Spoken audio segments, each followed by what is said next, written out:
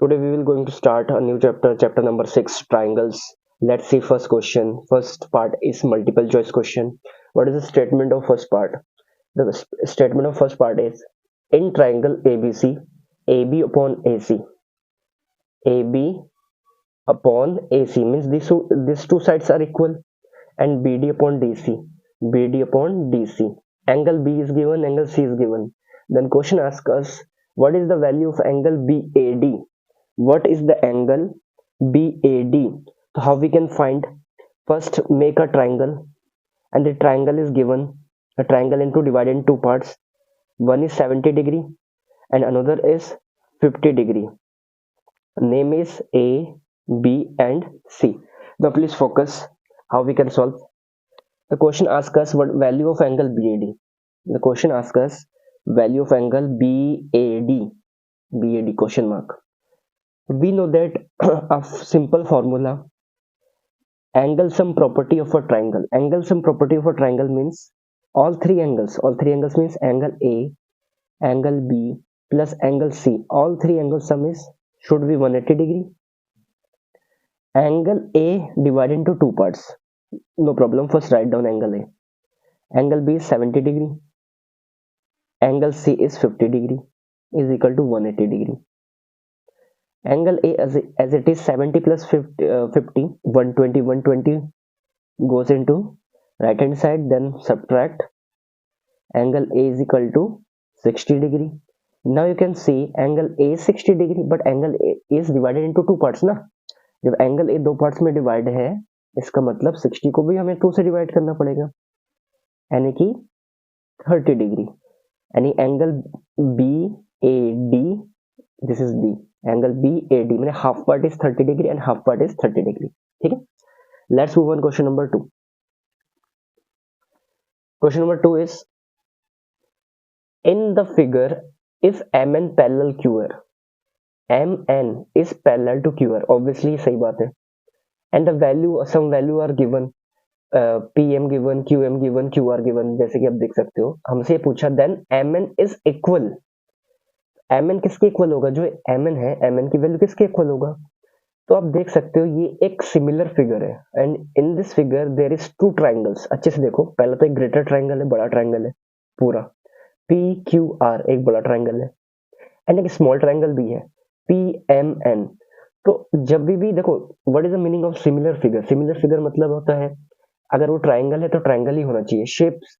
Shape should be same, size का matter नहीं रहता. साइज किसमें, अगर साइज और शेप दोनों सेम होता है तो वो कॉन्ग्रेट बन जाता है, लेकिन अगर शेप सेम है, साइज डिफरेंट है, तो उसको बोलेंगे सिमिलर. तो ये सिमिलर फिगर है, और सिमिलर फिगर में कॉरस्पॉन्डिंग साइड का रेशियो भी सेम होता है. तो इसको करेंगे कैसे, देख लेते हैं अच्छे से थोड़ा सा. देखो पीएम हम लिखेंगे, पीएम अपॉन, देखना अच्छे से मैं कैसे लिख रहा हूँ. फर्स्ट राइट आप लिखना है पीएम अपॉन, इसमें गिवन है पीएम अपॉन, दोनों का सम लिखेंगे फिर से, PM upon M Q is equal to हमें क्या निकालना है, M N upon Q R. ये लिखेंगे आप अच्छे से, देख लीजिए कैसे करेंगे. कॉरस्पॉन्डिंग पीएम की वैल्यू गिवन है 6, नीचे पीएम 6 है, एम क्यू 8 है. एम एन की वैल्यू निकालनी है तो उसको एज इट इज लिखिए. क्यू आर कितना गिवन है 28. ठीक है, 6 upon 8 plus 6 14, M N upon 28, and we know that 14 में 14, 14 टू जा 28 एंड 2 6 जा क्रॉस मल्टीप्लाई ना. तो M N is equal to 12 centimetre. इस तरह से हमारा ये आ गया सेकंड पार्ट. अब बढ़ेंगे थर्ड पार्ट की ओर. थर्ड पार्ट क्या है? थर्ड पार्ट में चेक कीजिए. थर्ड पार्ट में हमसे ये पूछा है in the given figure angle m is equal to angle n and pm upon mq is equal to pn upon nr, then angle pqr is. तो हमें pqr की वैल्यू भी निकालनी है. तो pqr क्या होगा? देखो हमें चार ऑप्शन है, equilateral triangle, isosceles, right angle triangle, none of this. ठीक है, एक बार चेक कर लेते हैं. pm upon mq, this is pm upon mq, मतलब ये दोनों के दोनों साइड इक्वल है, चाहे वो आप स्मॉल ट्रायंगल ले ले या कैपिटल ट्रायंगल ले ले पूरा बड़ा वाला. ऐसे pm किसके इक्वल है? nr के इक्वल है. तो एंगल पी क्यू आर, इसमें खाली साइड साइड से तो इक्वल है और दो साइड से इक्वल है, तीनों साइड इक्वल नहीं है। ऐसे हम नहीं बोल सकते कि एम एन इसके क्यू आर के इक्वल है। तो कभी भी किसी ट्राइंगल के अगर दो साइड, कोई भी दो साइड इक्वल होते हैं तो कौन सा ट्राइंगल होता है, वो होता है आइसोसेलेस ट्राइंगल। तो इसका राइट आंसर क्या हो जाएगा, आइसोसेलेस ट्राइंगल। अगर इसके तीनों साइड इक्वल होते हैं तो इक्विलेटरल ट्राइंगल हो जाता। ठीक है, let's move on next question, that is next topic is short answer type. Now short answer type is very important. What is the statement of first? In the given figure, देखो हमें एक figure given है, कुछ value भी दे रखी है, हमें से तीन चीजें पूछा है, एंगल डीओसी, एंगल डीसीओ और एंगल ओ ए बी, ये तीन चीज हमसे पूछा है। तो जरा अच्छे से जरा इस फिगर पे आप फोकस कीजिए, हम कैसे निकालेंगे इसकी वैल्यू को ना। तो मुझे पता है कभी भी एक स्ट्रेट लाइन कैसे भी बन, देखो एक स्ट्रेट लाइन ये बन रहा है डीबी, डीबी एक सीधा लाइन है, उस पे देखो किसी भी एक स्ट्रेट लाइन पे जब भी कभी हाफ सर्कल बनता है तो होता है 180 डिग्री का। लेकिन यहाँ पे हाफ सर्कल बनने के लिए इसको थोड़ा आगे जाना पड़ेगा, ऐसे करके, तभी तो हाफ सर्कल बनेगा। यानी कि इसका और इसका सम किसके इक्वल होना चाहिए, 180 के इक्वल होना चाहिए। ठीक ना, इसका और इसका सम 180 के इक्वल होना चाहिए। लेकिन 125 तो आ चुका है ना, तो कितने की कमी है 180 को पूरा करने के लिए, तो 125 है ना, हमें तो 180 पूरा करना है, तो ये 55 की कमी है यहाँ पे। तो एंगल डी ओ सी, तो डायरेक्ट पता चल गया एंगल डी ओ सी कितना होने वाला है, angle D O C is equal to 55 degree. ऐसे लिख लेंगे आप, एंगल डी ओ सी में पता चल गया कितना है 55 डिग्री। अब हमें निकालना है डीसीओ, तो डीसीओ, अब इसको निकालने के लिए हमें एंगल सम प्रॉपर्टी लगानी पड़ेगी। एंगल सम प्रॉपर्टी के लिए क्या करना पड़ेगा, मतलब घूम जाते हैं, पहले लेते हैं angle D O C plus angle O sorry angle D C O plus angle, angle ले लेते हैं अब, कौन कौन बीच में आ गया, ओ बीच में आ गया है, सी बीच में आ गया, डी बीच में है, तो एंगल सी डी ओ। क्योंकि अब हमें ये निकालना है ना तीसरी, क्योंकि इसमें ये तो 55 डिग्री का हो चुका है, कौन सा वाला, ये वाला। अब ये बचा है, तो एक ट्राइंगल के अंदर है और ट्राइंगल के अंदर हम एंगल सम प्रॉपर्टी लगा सकते हैं। तो अब देख सकते हैं हमें क्या निकालना है, डीसीओ।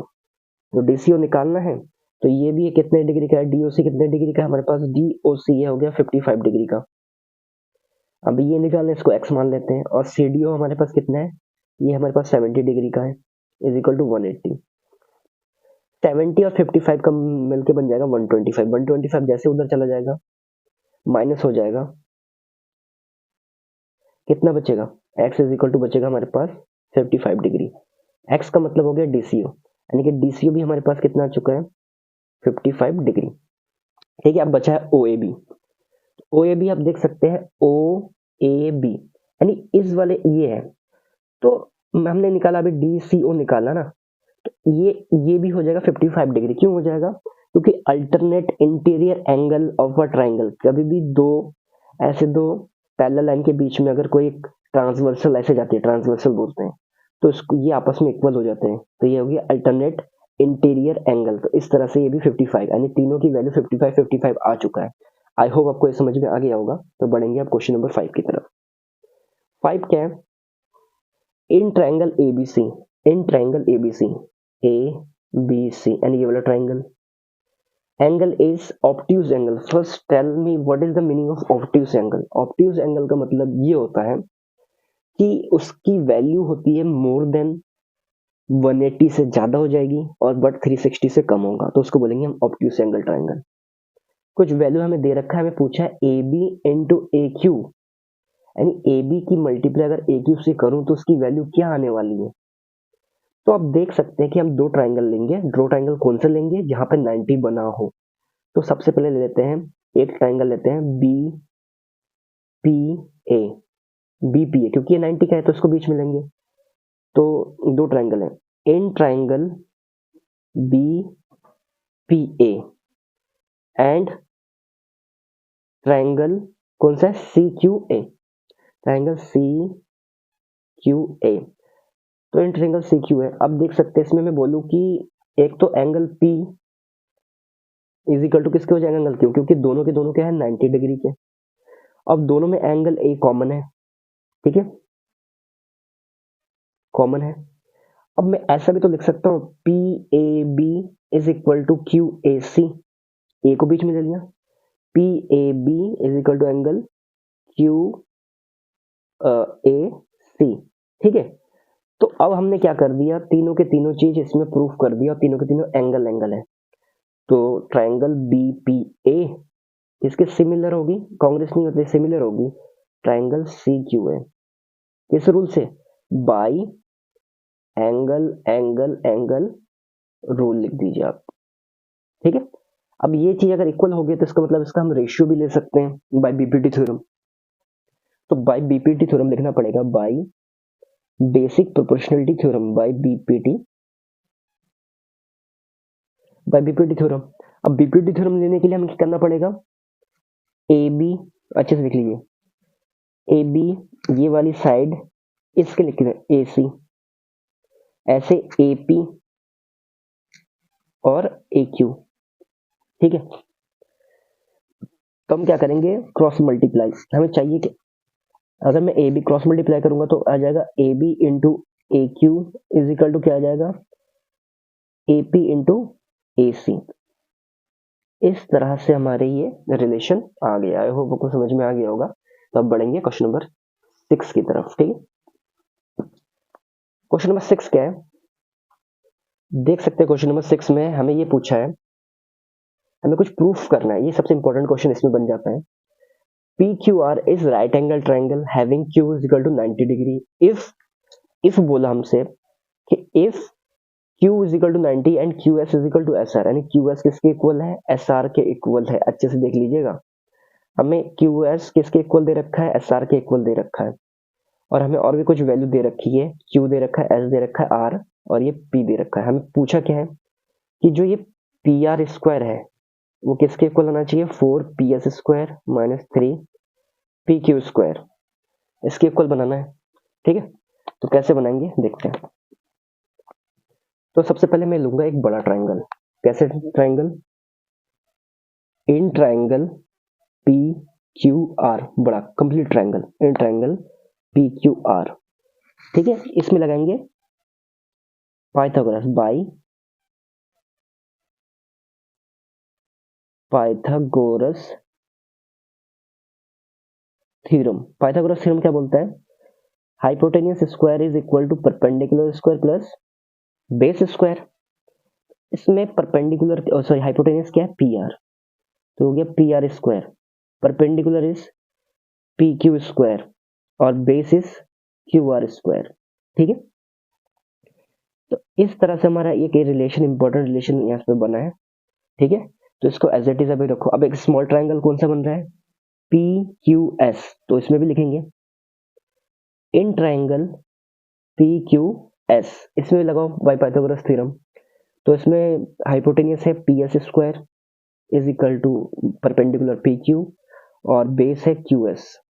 ठीक है, लेकिन थोड़ा अच्छे से देख लीजिए कि इसमें जो क्यू एस है, तो क्यू एस को मैं लिख सकता हूँ, ये क्यू एस क्या है, क्यू आर का हाफ है, कंप्लीट क्यू आर है ना, क्यू आर का आधा ही तो क्यू एस है।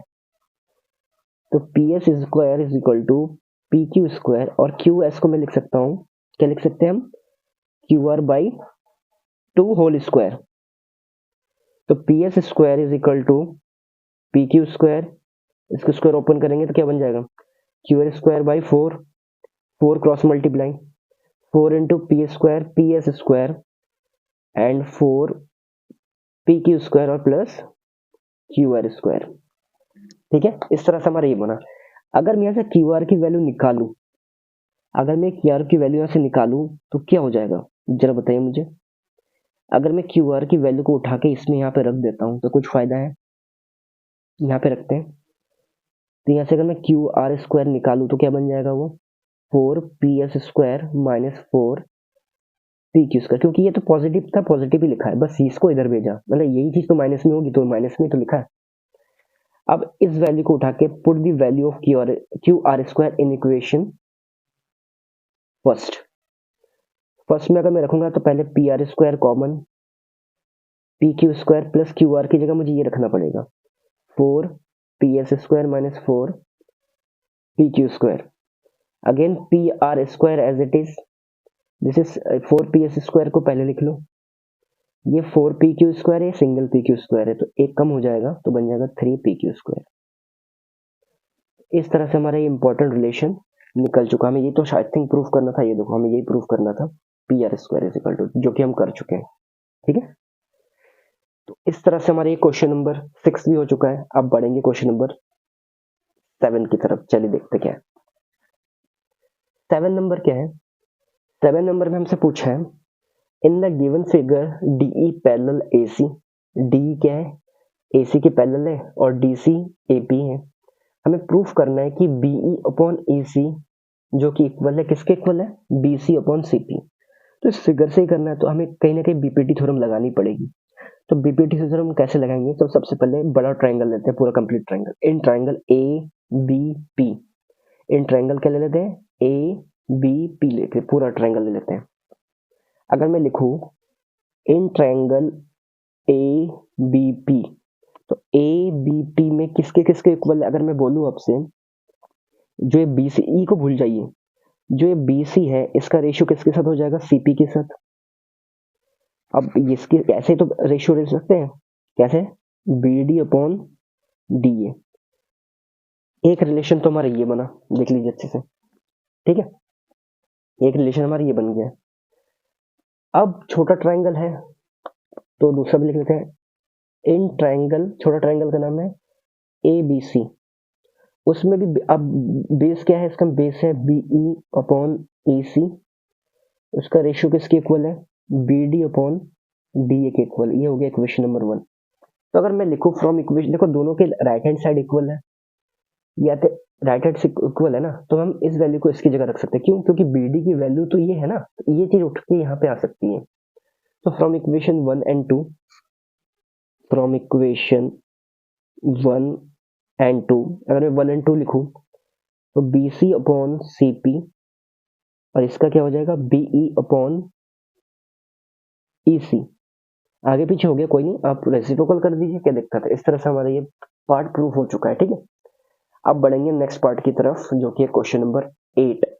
8 इंपॉर्टेंट है बहुत। पहले उसका स्टेटमेंट चेक करेंगे, स्टेटमेंट क्या उसका। ठीक है ना। क्वेश्चन नंबर 8 है क्या? क्वेश्चन नंबर 8 में हमें कुछ ऐसा डायग्राम बनाना है। ठीक है, तो उस डायग्राम के लिए हमें क्या करना पड़ेगा? थोड़ा कॉम्प्लिकेटेड बन गया, कोई नहीं।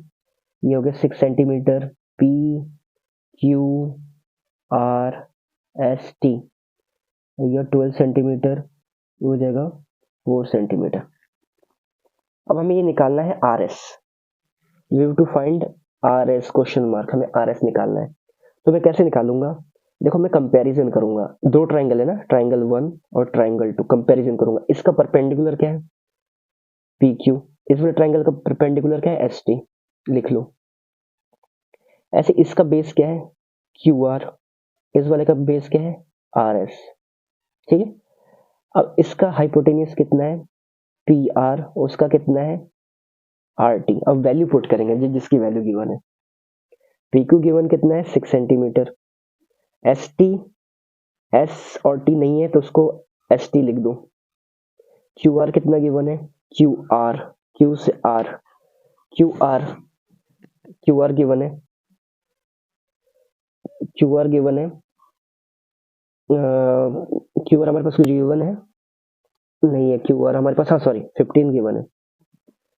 तो क्यू आर यहाँ पे लिखेंगे हम 15। तो क्यू आर लिख दो 15। आर एस कुछ नहीं, तो आर एस को एज इट इज लिख लो। पी आर गिवन है, पी आर 12 गिवन है और आर टी 4 गिवन है। तो कंपैरिजन तो देखो हमेशा क्या करोगे? कंपैरिजन कैसे करोगे? फर्स्ट की लास्ट से करो, क्योंकि इसके साथ ये कंपैरिजन हो पाएगा। तो 4 1 4, 4 3 12। तो 6 upon S T is equal to हो जाएगा 3। 3 1 3, 3 2 6। तो 2 अपॉन, और एस टी यहाँ पे मल्टीप्लाई हो जाएगा, तो एस टी की वैल्यू आ चुकी है 2, यानी 2 सेंटीमीटर। अब हमें आर एस चाहिए था, तो 15 upon R S is equal to, compare इसी के साथ ही होगा, 3 अपॉन 1 लिख लो। 15 1 15, 3 into R S is equal to 3 R S. 3 के साथ 3 इसके साथ मल्टीप्लाई डिवाइड जाएगा, 3 5 जा 15।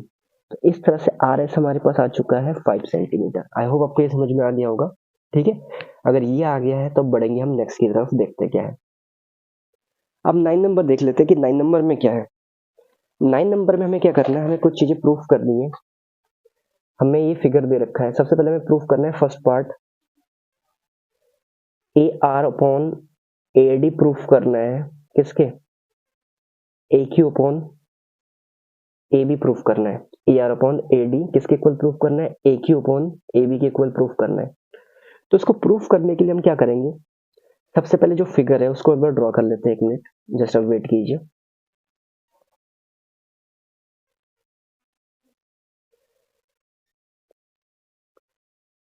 Are Q P B C D A, हमें ये प्रूफ करना है। और सेकंड पार्ट में क्या है, सेकंड पार्ट में हमें प्रूफ करना है Q B upon A Q is equal to R D upon A R, ठीक है। अब क्या करेंगे, सबसे पहले देखिए, पहले पार्ट को प्रूफ करने के लिए ना हमें कुछ करना पड़ेगा। हम देख सकते हैं हमारे पास दो ट्राइंगल है, in triangle A B C and triangle A D C. तो लिखिए in triangle A B C and triangle A D C, ये ट्राइंगल है, ठीक है। अगर मैं इन दो ट्राइंगल में थोड़ा रेशियो कंपेयर करने की कोशिश करूं, जैसे ए सी तो दोनों में कॉमन है, पूरा ए सी देख लो। अगर मैं पहले पार्ट की बात करूं, अगर मैं पहले ऊपर का देख लूं, इस पहले वाले ट्राइंगल की बात करूं मैं, ये थोड़ा अलग है। तो इसमें अगर मैं बीपीटी थ्योरम लगाऊं तो बीपीटी थ्योरम क्या हो जाएगा, A Q upon Q B किसके इक्वल हो जाएगा, A P upon P C, ये हो जाएगा फर्स्ट इक्वेशन। ऐसे इस वाले ट्राइंगल में एडीसी में क्या हो जाएगा, A R upon R D किसके इक्वल हो जाएगा, A P upon P C, हो जाएगा equation number 2।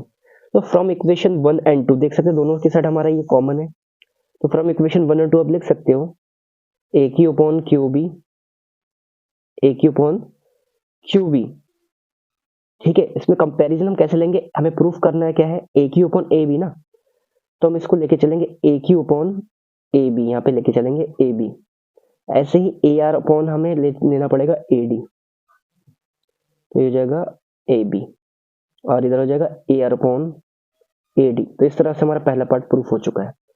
Similarly second number को भी प्रूफ करने के लिए क्या करेंगे, दो ट्राइंगल है, इन ट्राइंगल जैसे लिखेंगे ए बी सी और इन ट्राइंगल ए डी सी, हमें प्रूफ क्या करना है, Q B upon A Q, Q B upon देख लेते हैं Q B upon P Q.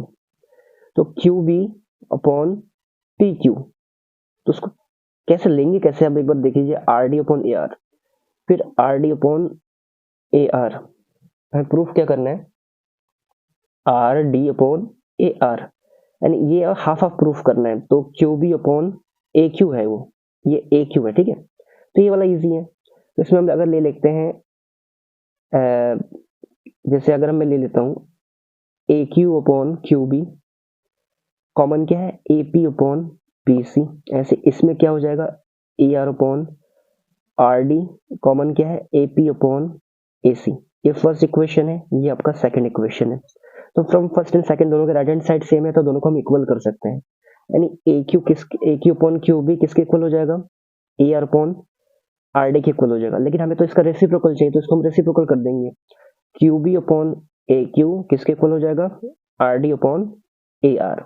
इस तरह से फ्रेंड्स हमने इस पार्ट को कर लिया। आई होप आपको समझ में आ गया होगा, ठीक है।